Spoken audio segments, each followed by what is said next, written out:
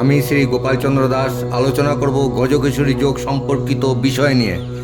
জ্যোতিষশাস্ত্রে গজকেশরী যোগ হলো এমন একটি রাজযোগ যার অর্থ একটি হাতির উপর সিংহের আরোহণ।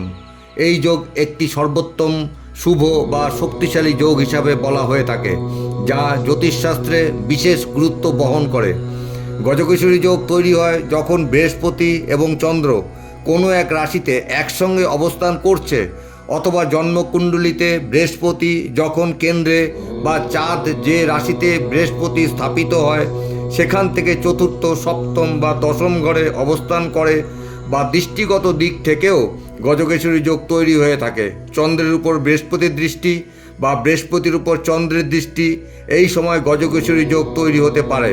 তখন জাতককে খ্যাতি, বুদ্ধিমত্তা, সমৃদ্ধি এবং সম্মানের আশীর্বাদ করে থাকে। জ্যোতিষশাস্ত্র অনুসারে প্রথম ঘর বা লগ্নে গজকেশরী যোগ তৈরি হলে সেই জাতক বা জাতিকা বুদ্ধিমান, জ্ঞানী, নেতা বা তার জীবনধারা বিলাসিতার মতন পরিচালিত হওয়ার সম্ভাবনা থাকে। দ্বিতীয় ঘরে গজকেশরী যোগ তৈরি হলে সেই ব্যক্তি উচ্চ পরিবারে জন্মগ্রহণ করে থাকবে এবং এদের অর্থের অভাব না ঘটার সম্ভাবনা।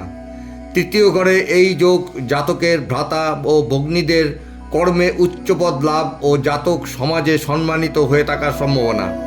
চতুর্থ ঘরে এই যোগ জাতক মায়ের প্রচুর ভালোবাসা পেয়ে থাকবে এবং জাত ব্যক্তি জমি, বাড়ি, যানবাহনের মতো উচ্চ সুখ লাভ করে থাকবে। পঞ্চম ঘরে এই যোগ ব্যক্তি বুদ্ধিমত্তার জোরে অর্থ উপার্জন ও উচ্চশিক্ষায় শিক্ষিত হয়ে থাকবে। ষষ্ঠ ঘরে এই যোগ শত্রুরা কিছুটা দমন থাকে ও জাত ব্যক্তির শরীর কিছুটা খারাপ হওয়ার সম্ভাবনা। সপ্তম ঘরে এই ঘরটি হলো জীবনসঙ্গীর ঘর। এই ঘরে গজকেশরী যোগ বিবাহিত জীবনকেও প্রভাবিত করে এবং সুখী দাম্পত্য জীবন ও সম্পর্ক তৈরি করে থাকে। অষ্টম ঘরে এই যোগের ফলে ব্যক্তির জীবনে অপ্রত্যাশিত পরিবর্তন বা হঠাৎ করে সমস্যা দেখা দিতে পারে, কারণ অষ্টম ঘর বিপদ বা কষ্টের প্রতীক। নবম ঘরে গজকেশরী যোগ জাত ব্যক্তি অত্যন্ত ভাগ্যবান হয়ে থাকে এবং এদের ঈশ্বরের প্রতি ভক্তি, শ্রদ্ধা দেখা যায় এবং পিতা কর্মে উচ্চ পদে অধিষ্ঠিত থাকেন। দশম ঘরে গজকেশরী যোগ জাতককে উচ্চ পদে নিয়ে যায়, ব্যক্তি ভাগ্যের চেয়ে কর্মকে বেশি গুরুত্ব দেয় এবং সমাজে সম্মান পেয়ে থাকে। একাদশ ঘরে এই যোগ সেই জাতকের ভালো আয় রোজগার হয়। এই ধরনের জাতক বা জাতিকারা অল্প পরিশ্রমে প্রচুর অর্থ উপার্জন করতে সক্ষম হয়। দ্বাদশ ঘরে গজকেশরী যোগ থাকলে সেই জাতক বা জাতিকা ধর্মীয় কাজে অর্থ ব্যয় করে থাকে।